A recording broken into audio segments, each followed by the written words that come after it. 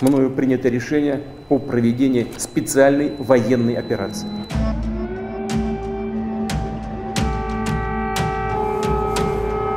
Putin called this a special military operation, but it's clear this is a full-scale invasion. Была паника, истерика, слезы. Как у нас пламя было выше дома. We're like in a cellar. I'm not sure if it's like deep enough to help us to survive.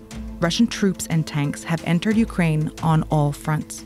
All these cities are under attack, including the capital of Kyiv, which has become Putin's main target.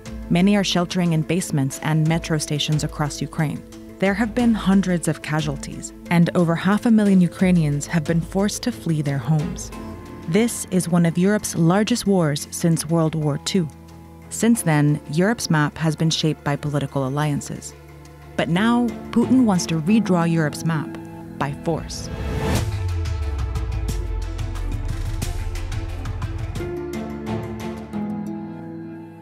Современная Украина целиком и полностью была создана Россией. Putin has long claimed Ukraine belongs to Russia and they are one people. We're not just close neighbors, we're one nation. But Ukraine is a sovereign nation with its own language, culture, and political system. And while the two countries do have a shared history, Ukraine has fought hard for its own identity. Ukraine was part of the Russian Empire in the 18th and 19th centuries. In 1917, the Russian Revolution brought down the empire and the region spiraled into a civil war. Ukraine briefly gained independence from Russian rule, but was quickly taken over by the newly created Soviet Union as one of its first republics.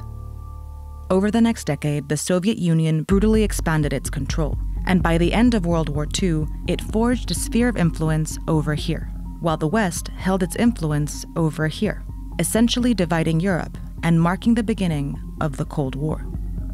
The Soviet Union installed communist governments on their side, which were easy for them to control. But the West developed into democracies with capitalist economies. The deep ideological divide fueled distrust and tensions between the two sides, and soon these spheres hardened into military alliances.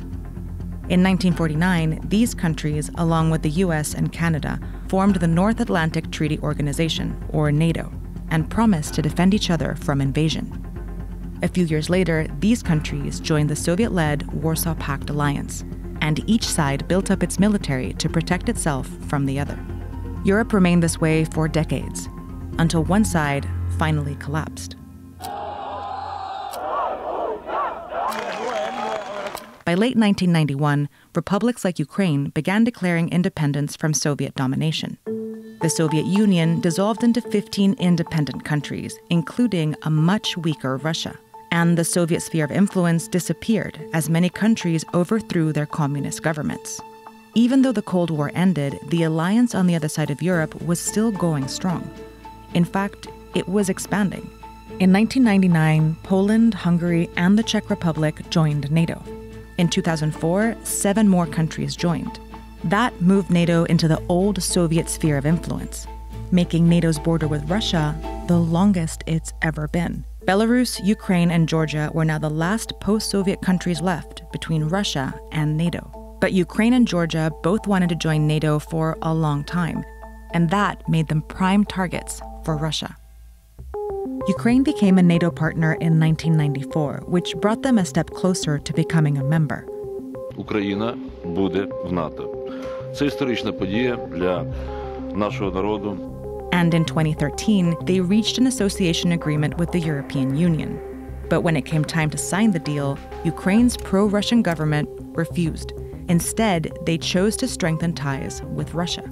After the decision was announced, hundreds of thousands of protesters took to the streets to demand the agreement be signed. Ukraina, Europa!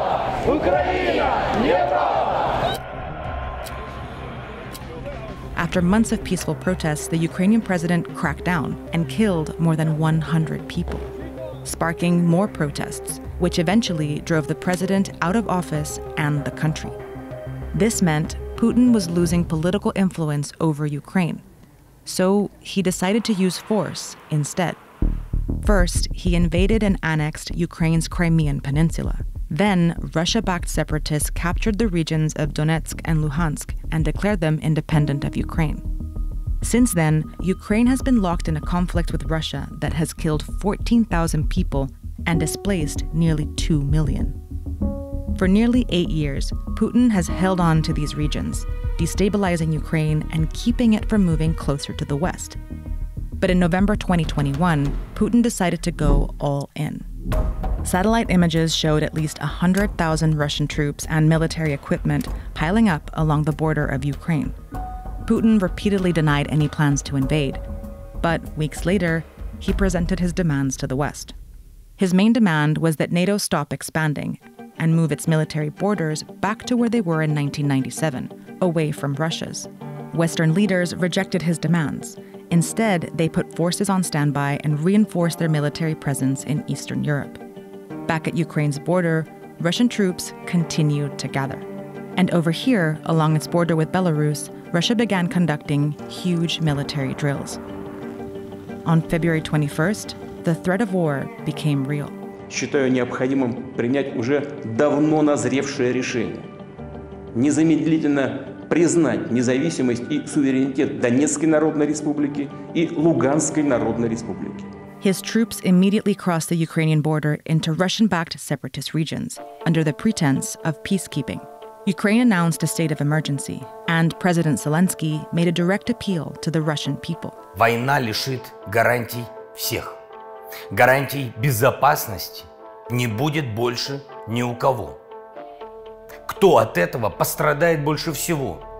Люди. Кто этого не хочет больше всего? Люди. Кто может этого не допустить? Люди. Hours later, on February 24th, Putin launched a full-scale invasion in Ukraine. Специальной военной операции. World leaders have spoken out against Russia's invasion. We condemn this barbaric attack and the cynical arguments to justify it. This hideous and barbaric venture of Vladimir Putin must end in failure. Putin chose this war, and now he and his country will bear the consequences. Anti-war protests have broken out around the world, including in Russia, despite the risk of arrest. Neighboring nations have opened their borders as hundreds of thousands of Ukrainians attempt to flee. NATO's response force has been activated for the first time in history, and the US has sent additional troops to Eastern Europe. But in many ways, the world is treading carefully.